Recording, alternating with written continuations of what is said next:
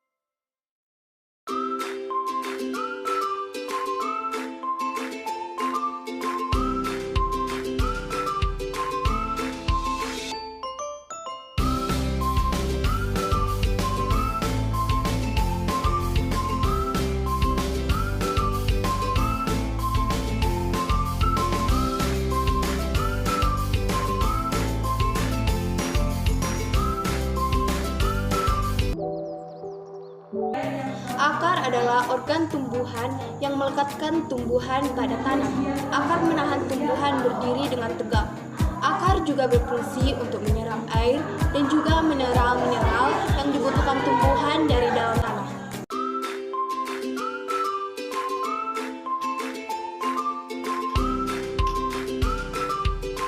Sedikit penjelasan mengenai ubi jalar.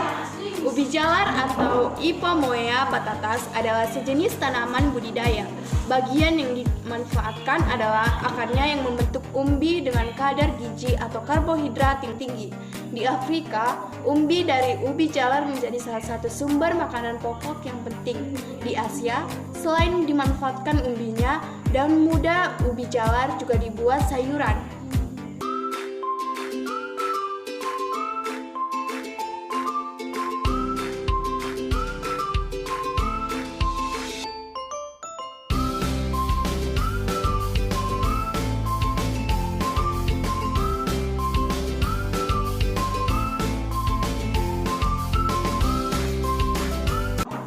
Baik, untuk menunggu masaknya makanan yang kita masak, mari kita dengar penjelasan dari struktur dan jaringan.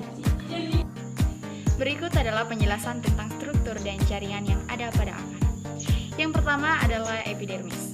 Epidermis adalah jaringan terluar pada akar yang memiliki dinding tipis, dan dinding tipis pada lapisan epidermis ini berfungsi untuk menyerap air dan mineral dari tanah untuk diteruskan ke korteks. Yang kedua adalah korteks. Korteks ini lapisan kedua terluar setelah epidermis. Jaringan ini berfungsi untuk tempat menyimpan cadangan makanan pada akar.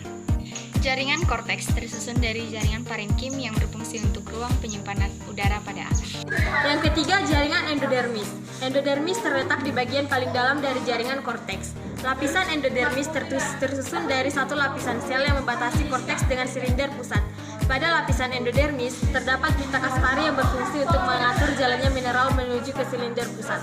Dan yang keempat, jaringan silinder pusat atau stele. Silinder pusat adalah bagian terdalam dari jaringan penyusun akar. Silinder pusat tersusun atas jaringan pengangkut dan jaringan perisikel yang parenkim empulur. Sel perisikel dan silinder pusat berfungsi untuk membentuk cabang-cabang pada akar. Sedangkan berkas pengangkut pada lapisan stele ini terdiri atas xilem dan floem.